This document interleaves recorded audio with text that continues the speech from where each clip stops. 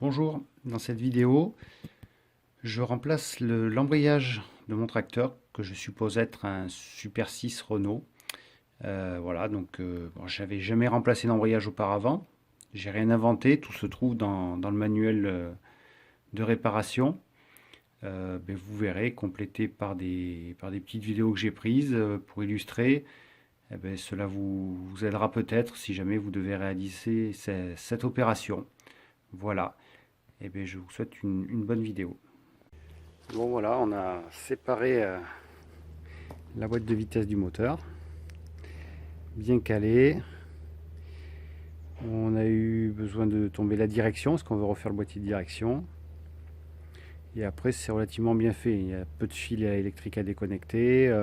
Il faut être bien précis dans le calage, parce que quand on désaccouple, l'axe ici qui sort de la boîte est petit quand même, donc il ne faut pas venir porter dessus pour pas le tordre ou le casser. Et puis de ce côté, donc on a l'embrayage. Et on peut déjà constater que c'est bien gras. On vient graisser, mais il y a vraiment beaucoup de graisse.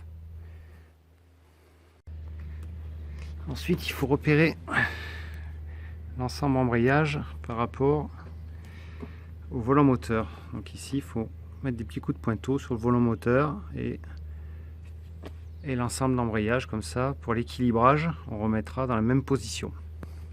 Après, il faut retirer les vis, les 6 vis pour enlever l'ensemble et récupérer les cales qui sont avec et bien les repérer. Donc une fois démonté, on a le volant moteur avec la portée sur laquelle vient de frotter le disque d'avancement. Et de l'autre côté, on a la butée. Et on peut voir que là, il y a un petit flexible. En fait, de l'autre côté, il y a un graisseur. Et le flexible, c'est cassé.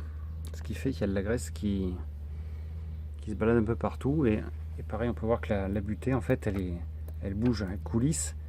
Mais celle-là, en fait, voilà. Elle a un jeu qui n'est pas normal. Donc celle-là, elle sera remplacée. Là, on a l'ensemble qui a été démonté. Voilà, de ce côté. Avec les cannelures dans lesquelles viennent le côté boîte de vitesse. Donc le gros diamètre, c'est l'entraînement de la prise de force, et le petit diamètre de l'avancement. Donc ça, c'est le disque d'avancement. Et on peut voir effectivement que là, il est bien mort. Voilà. Et l'autre partie. Donc là, on va devoir démonter, tout nettoyer avant de procéder au remontage. Alors avant d'ouvrir, il faut bien repérer, parce que les pièces sont montées équilibrées, donc il faudra les remonter à l'identique.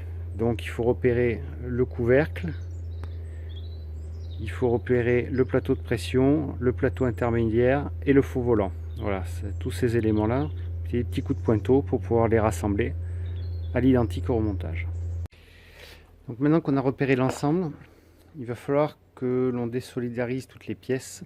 Pour ça, on va aller à la presse, parce qu'en fait à l'intérieur c'est monté sous pression et il y a des ressorts. Donc on va venir appliquer le faux volant sur la presse et on va venir exercer une pression sur le couvercle et on viendra ouvrir l'ensemble après. Donc on vient juste fermer, mettre en pression, on défait les 3 vis du couvercle et on défait ensuite les 6 vis qui font la jonction couvercle faux volant. Voilà, et une fois qu'on aura tout enlevé, et bien on va relâcher la presse et l'ensemble va se désolidariser.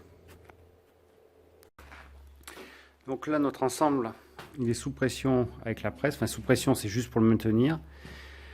Toutes les vis ont été retirées. Et donc là, quand je vais relâcher la pression, les ressorts vont se détendre et mon ensemble va se désolidariser.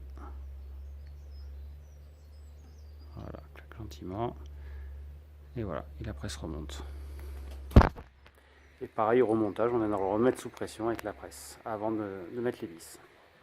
Voilà, une fois que le couvercle a été retiré, dessous on a les ressorts de pression, les 9 ressorts qu'on va pouvoir enlever avant d'aller enlever ces ressorts. Donc voilà, une fois démonté, ce que ça donne. Donc, le disque d'embrayage pour l'avancement, c'est celui qui a l'axe avec les cannelures le plus petit. Le couvercle, le disque pour la prise de force, donc avec les cannelures les plus grosses, le plateau intermédiaire, le disque de pression et le faux volant. Voilà, c'est tous les éléments qui constituent l'embrayage. Donc là, ça va partir au lavage. Et pour remonter tranquillement, un petit casier comme ça, avec les vis ensemble, ça évite de se gratter la tête quand on remonte. Pour retirer la butée à billes, c'est simple. Il faut défaire l'écrou qui tient le graisseur, défaire le graisseur. Comme ça, on peut retirer le tuyau de graisse. Et après, derrière, hop, il y a des petits ressorts. Donc il faut juste les sortir, les mettre sur le côté. Et après, c'est tout l'ensemble qui va venir. Toutes les pièces sont propres. Là, on va remonter donc les leviers en place. Alors, il faut fabriquer une petite pièce. Là, diamètre 8 mm, longueur 9. Et ce qui va se passer, c'est qu'on va venir mettre la pièce en place. Et on va aller mettre toutes les petites aiguilles autour. Ce qui va nous permettre d'avoir un ensemble, aiguille, axe. On va venir positionner. Et après, on viendra mettre l'axe définitif qui va pousser le petit axe qu'on a fabriqué. Et l'axe va venir en place.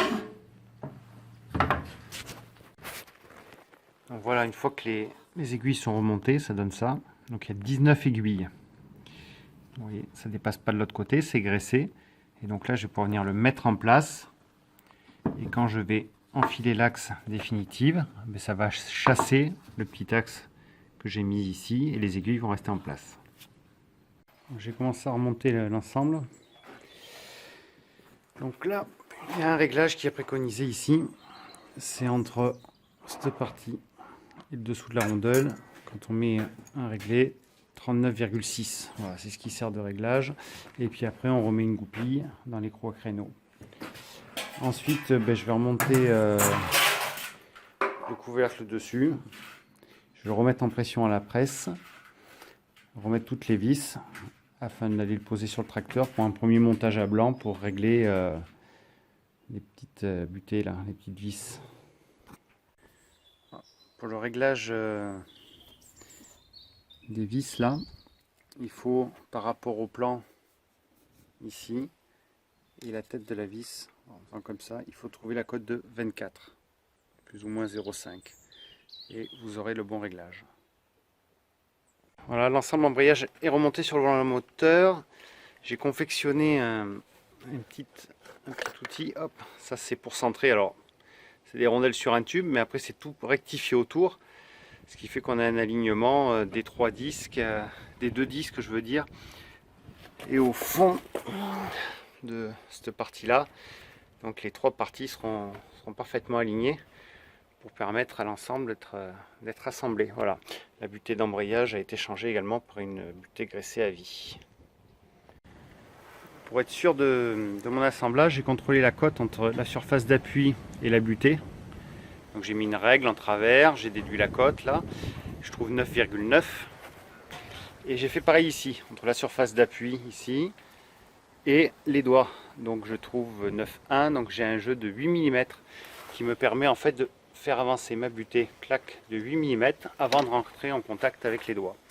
Donc je pense que normalement ça devrait bien se passer pour le remontage. Voilà, donc pour rassembler les deux parties, pour être sûr d'être dans l'axe, ce qu'on a fait, c'est qu'on a mis des tiges de boulons là, beaucoup plus grandes. Et donc on va pouvoir rapprocher ça tout doucement. Pareil, j'ai une petite caméra que j'ai achetée qui coûte pas très cher. Comme ça, j'observe les cannelures, je vois l'avancement. Et puis voilà, et tout devrait bien se passer normalement. Bon voilà, la réparation est terminée. Malheureusement, je ne pourrais pas vous montrer le tracteur fini parce que je l'ai vendu et je pensais avoir fait une vidéo et je ne l'ai pas faite du tracteur en fonctionnement. Donc tout s'est très bien passé. Petite précision, dans le manuel de réparation, il parle d'une cote ici, qui est la cote C, qu'on vient prendre ici. Et en fait, cette petite cote, elle est importante, on l'obtient grâce à des petites rondelles de calage qui font un demi-millimètre qu'on vient serrer sous la bride là. On peut en mettre jusqu'à 3 pour faire 1,5 mm. En fait, ces cales, elles servent à régler l'embrayage de la prise de force par rapport à l'embrayage d'avancement. C'est-à-dire qu'au début, j'avais un souci quand j'ai tout remonté. Le tracteur embrayait bien, mais j'arrivais pas à embrayer la prise de force convenablement. Donc il a fallu que je rajoute deux petites rondelles et ça a solutionné ce problème et ça fonctionne parfaitement. Voilà, pour les mettre, on ne redémonte pas le tracteur, hein. Sous le tracteur, il y a une petite trappe. On fait tourner le volant moteur et on a accès donc à ces deux vis. Voilà, il faut compter une vingtaine de minutes là, pour mettre en place les rondelles de calage. Alors, voilà, et bien j'espère que cette vidéo vous servira si jamais vous pensez réaliser vous-même le remplacement de l'embrayage de votre tracteur.